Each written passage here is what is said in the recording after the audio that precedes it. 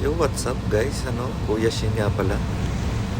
And today is tamang lakad muna sa 7-Eleven bago magsimula ang ating daily life dito sa Japan. So, let's go. Shopping tayo guys. Bili lang ng tubig tsaka ng bento pen.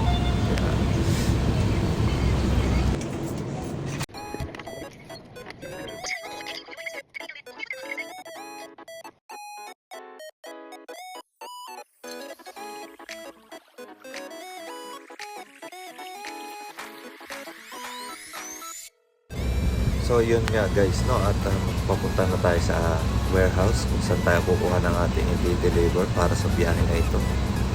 Medyo maulan, maambon, hindi maintindihan. Yan. So let's go guys. Mabilis ang lang to, time lapse.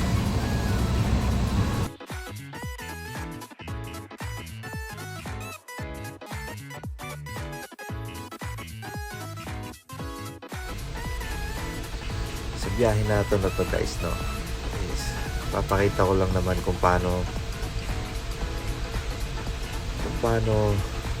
ako kumuha ng mga parcel, no, at basic lang.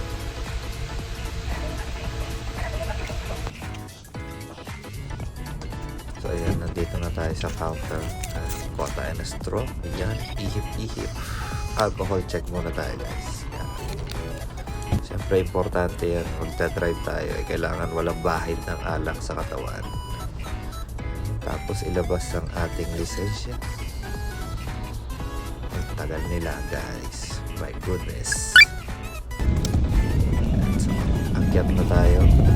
Lipat ng parking. Letter A. So, scan natin yung ating parcel. 35 pieces lang for today's video. So yan, ganyan lang guys, no? Ilabas ang mga parcel sa mga bag, ihilera. Kayo nang bahala guys kung paano gagawin nyo dyan. Kung gusto nyo sunod-sunod o hindi, gusto nyo random, bahala kayo kung anong trip nyo sa buhay. Yan, lipat position, kabilang side ng pinto.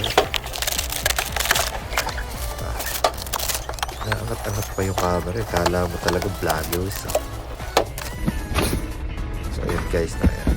Hanap na sa parcel. Deliver na yan.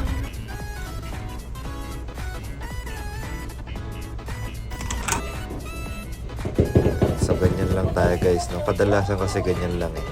Kung hindi nilalagay sa delivery box yung mga apartment or mga bahay, eh, iniiwan lang naman namin sa harap ng pinto, no?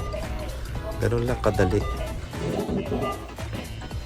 So ayan guys, ibagsak lang, hindi naman babasagin. Ayan, so, let's go. Tapos na, ganyan lang kadali mag-deliver guys, no? At isang buong maghapon na yun guys, literal.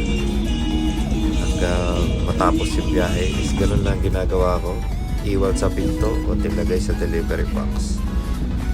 Sobrang daan lang guys nung inaabot sa tao yung parcel, kaya chill lang tayo sa biyahe.